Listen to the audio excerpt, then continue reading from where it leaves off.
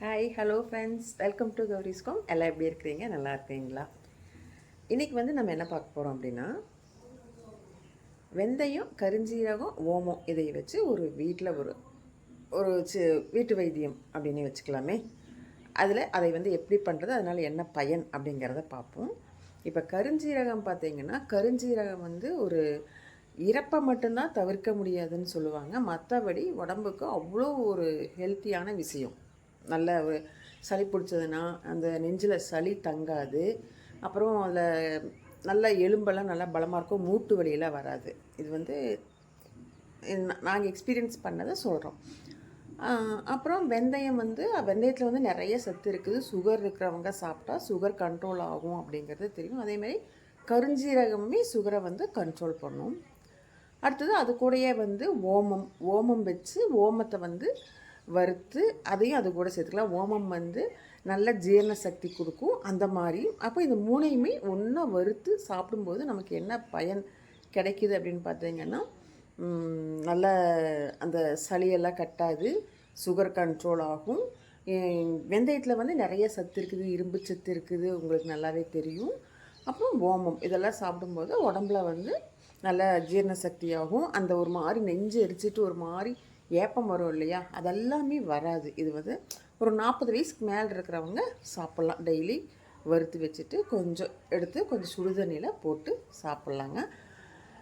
அதே ரொம்ப தொடர்ந்தும் சாப்பிட வேண்டாம்.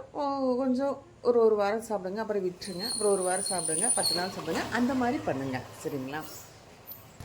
தொடர்ந்து சாப்பிட்டாலுமே அந்த கருஞ்சீரகம் ஹீட்டு, அதனால் சேராதவங்களுக்கு அது உடம்புக்கு ஒத்துக்காது. அதனால் இப்போ சளியே பிடிச்சிருக்குதுன்னு வைங்களேன், இந்த மாதிரி நீங்கள் சாப்பிட்டீங்கன்னா உங்களுக்கு அந்த நெஞ்சில் சளி கட்டி இருந்துச்சுன்னா நெஞ்சில் சளி கட்டுறது விட்டுரும்.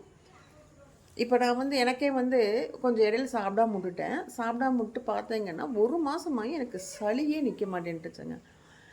அப்புறம் இன்றைக்கி வறுத்து எடுத்து வச்சு சாப்பிட்றேன். உண்மையாலுமே நல்லாயிருக்கு, ஒரு மாதிரி ஃப்ரெஷ்ஷாக இருக்கிற மாதிரி இருக்குது.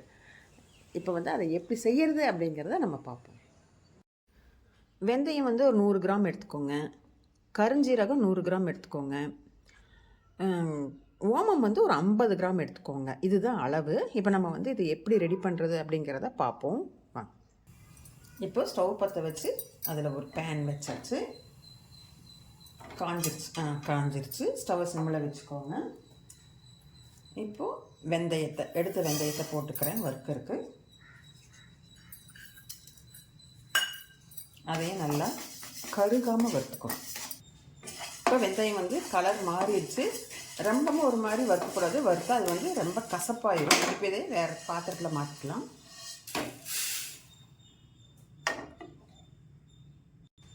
அடுத்தது கருஞ்சீரகம். ரொம்ப மருத்துவ குணம் இருக்கக்கூடியதுங்க. என்ன சொல்லுவாங்கன்னா, கருஞ்சீரகம் இறப்பை மட்டும்தான் தவிர்க்காதாமா, இறப்பை மட்டும் அதனால் தடுத்து நிறுத்த முடியாதாமா, மற்றபடி எல்லா பிரச்சனைக்கும் ஒரு தீர்வு கொடுக்கும் அப்படின்னு சொல்லுவாங்க. இப்போது நான் லைட்டாக வறுத்துக்கிறேன். ஏன்னா இது ரொம்ப லேஸாக இருக்கும். அதனால் அவ்வளோதான், வறுத்தது நான் வறுத்துக்கிறேன். எதையும் மாற்றிக்கலாம். அடுத்தது ஓமத்தையும் போட்டு வறுத்துக்கலாம். நீங்கள் சொன்ன அளவே எடுக்கணும் அப்படிங்கிற கட்டாயம் கிடையாது. நான் ஒரு அளவுக்காக சொல்லியிருக்கிறேன்.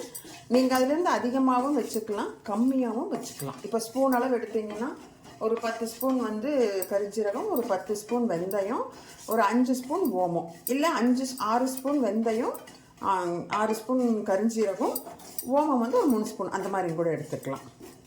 இப்போது ஓமமே வறுத்தாச்சு. இதை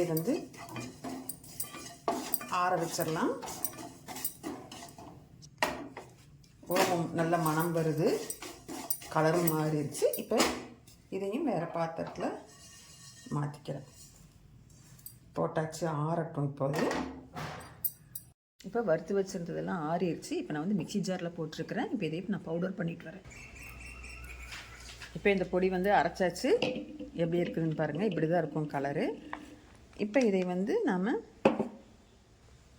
இப்போ இந்த பொடியை நாம் நைட் எல்லாம் சாப்பிட்டு முடிச்சுட்டு தூங்க போகும்போது கொஞ்சம் இந்த அளவுக்கு எடுத்து சாப்பிட்டு கொஞ்சம் சுடுதண்ணி குடிச்சிட்டு படுத்துக்கோங்க.